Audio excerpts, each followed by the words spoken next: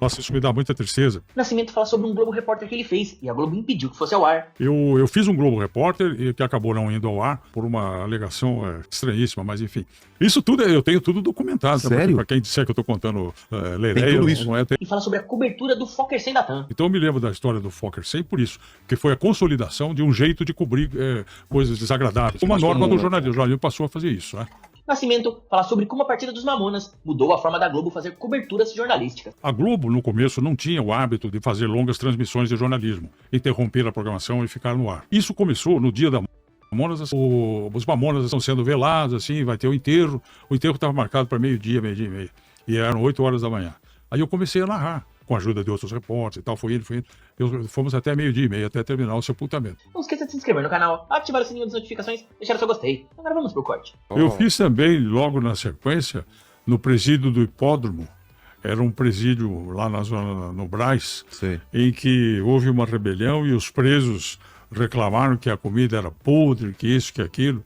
Aí eu fui para cobrir, pedi para o delegado se ele deixava a gente entrar para mostrar lá dentro com os presos rebelados.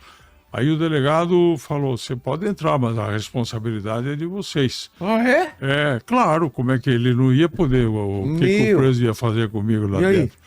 Aí meus colegas toparam, e eu chamei outras emissoras, tá, a Jovem Pan, eu lembro que foi, a Folha, o Estadão, meus colegas mais próximos. Nós entramos todos lá dentro. Fizemos entrar lá dentro é ótimo, né? Entrar lá fora que não podia. Entramos, filmamos, e na hora de sair, o preso deixou todo mundo sair, menos nós da Globo. Ficamos lá dentro. Não, vocês são a garantia agora da nossa soltura. Globo, né? É. Era você e mais o seguinte, era pizza, né? só... Aqui em São Paulo, Aí bateu medo. Então, aí eu falei, eu sou responsável pela vida desses meus colegas aqui, porque eu que quis entrar aqui, né? Mas eles foram firmes o tempo inteiro. Aí eu percebi que tinha uma briga na liderança. O sujeito que comandou a rebelião era um tal de Pardal, que foi quem autorizou a nossa entrada. Sei. Aí tinha um lá que era do contra, que começou a ter uma liderança que não devia deixar a gente sair. Aí eu fiz uma loucura, né? Eu falei, escuta aqui, pô, eu sei muito bem que o que preso honra é a palavra. Vocês disseram que é para sair, vocês têm que deixar a gente sair. Que negócio é esse agora de que voltar atrás, isso o quê? Vocês não têm... Vocês são palavra? homem, eu não sou homem. Ai, meu Deus. O meu colega batia em mim assim, cutucava embaixo. Nascimento, menos Nascimento. Você tá louco, cara? Você acredita que foi isso que nos salvou? Sério? Foi aí eles começaram a discutir entre os presos. Veio um delegado do lado de fora, o delegado ficou ouvindo como se estivesse prestando atenção na briga dos presos. De repente ele abriu um pouquinho a porta, aí um preso aqui de dentro, a favor nosso, empurrou a porta, aí ele... Correram, fomos embora. Né? Nossa, Nascimento! Né? Cara... Isso tudo, eu tenho tudo documentado. Sério? Para quem disser que eu estou contando lereia, tem tudo isso? Não é, tenho tudo, isso saiu no jornal. Eu tenho o Globo lá na primeira página, com a gente lá dentro. A história de Jacareí tem um documentário muito legal que foi feito pela Câmara Municipal de Jacareí, a equipe de televisão. Eu fui entrevistado há pouco tempo. Um documentário que esclarece tudo que aconteceu naquele dia lá, sabe? Por que teve a rebelião, qual é a consequência. Tudo começou com a contrariedade da entidade que fazia conversa com presos, que visitava, que cuidava das cadeias, tentava libertar a liberdade, essas coisas. Sei. Caramba. Fala, Paquito. Ó, eles lembraram de uma outra aqui também, que foi aquela do Fokker 100 da TAM. Foi o avião da TAM que caiu depois de decolar do aeroporto de Congonhas, era de manhã, e ele caiu ali na região do Jabaquara. A Globo, no começo, não tinha o hábito de fazer longas transmissões de jornalismo, interromper a programação e ficar no ar. Isso começou no dia da morte dos Mamonas Assassinos. Lembro. Eles morreram ali na Serra da Cantareira, num acidente de avião, estavam voltando de Brasília. Foi num domingo, antes do almoço, mais ou menos por aí. Eu me lembro que a Eleonora Pascoal foi a repórter da Globo, foi lá fazer a matéria, encontrar os corpos e tal.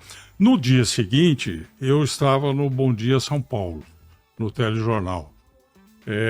E recebi a ordem de, quando acabou o jornal, de não me levantar, ficar lá no local que a gente voltaria. É a mesma história depois de tantos anos lá, no dia das Torres Gêmeas, a mesma história.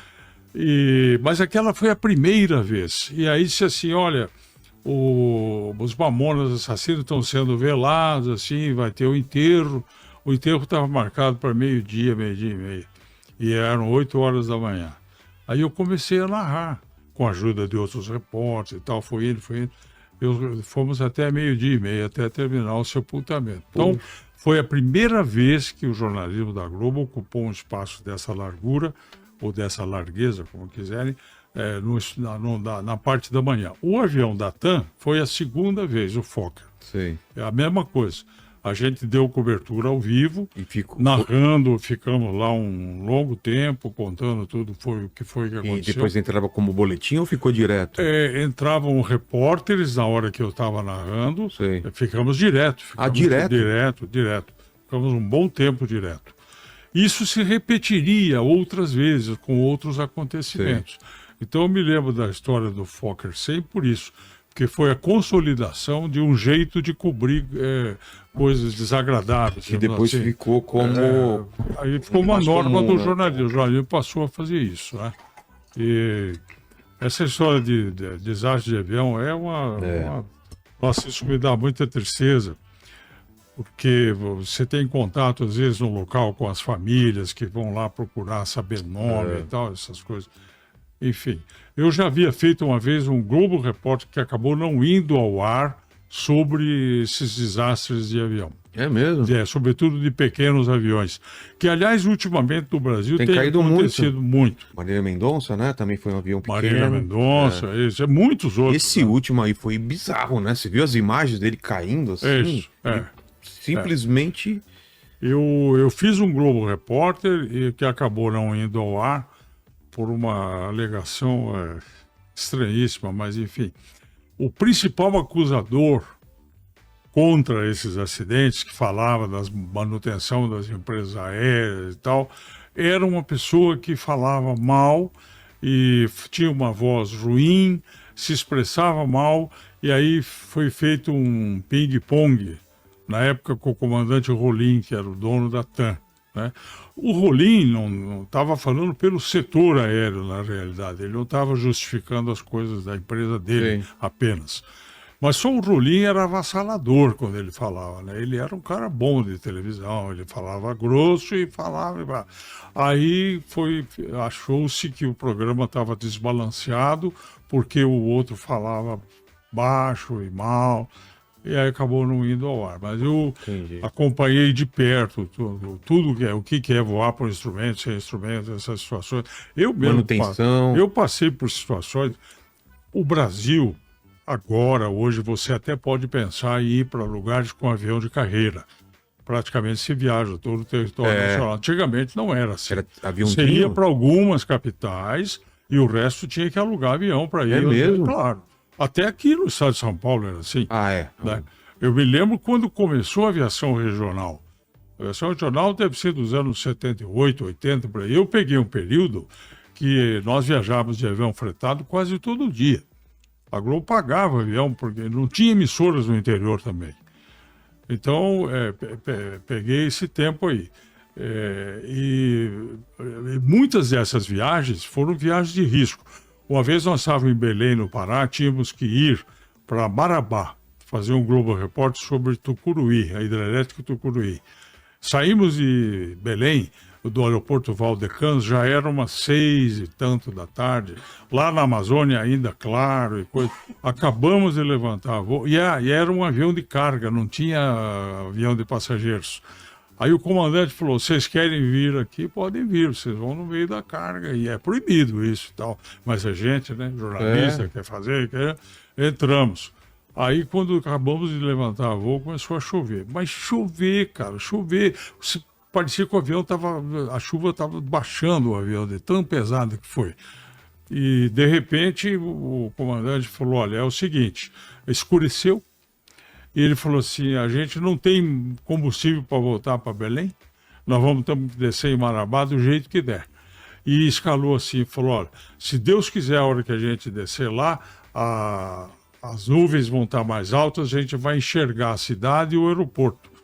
Então, quem avistar a pista primeiro fala, que é para eu saber se eu estou no rumo certo. Cada um fica numa janela. Uma coisa. Aí o senhor da equipe nossa, do Rio de Janeiro, o senhor Valdemar, que era o mais velho da equipe, do Globo Repórter, ele falou assim, a pista está assim, assim, assim. Aí o comandante olhou e falou, é o que eu estou vendo, ainda bem, estamos na direção certa. Mas nós já estávamos quase no chão. Poxa. Né? E você sabe que a aviação tem uma coisa chamada ponto crítico, né? Que é onde o piloto tem que decidir se ele fica ou se ele vai, se ele completa o pouso ou se ele decola. Sim. O nosso completou, descemos assim no meio das árvores, ai rapaz do céu, mas sobrevivemos, né? Então eu passei muitas vezes por isso. Sim, muitas vezes. E o comandante desse voo, por incrível que pareça, tristemente, um mês depois ele faleceu num acidente aéreo. Comandando um outro avião, né? Poxa. Enfim, coisas que acontecem. Nascimento esteve presente nas maiores coberturas jornalísticas que a Globo fez na década de 90. O rosto dele é associado à credibilidade. Ele é um baita jornalista e faz muita falta na TV, mas está feliz, aposentado, cuidando de sua fazenda e do seu barco em Barra Bonita. Muito obrigado por ter ficado comigo até o final desse vídeo. Não esqueça de se inscrever no canal, ativar o sininho das notificações e deixar o seu gostei. Todo dia tem um corte novo pra você. Dá uma olhada no canal, tem muita coisa legal já. Até amanhã.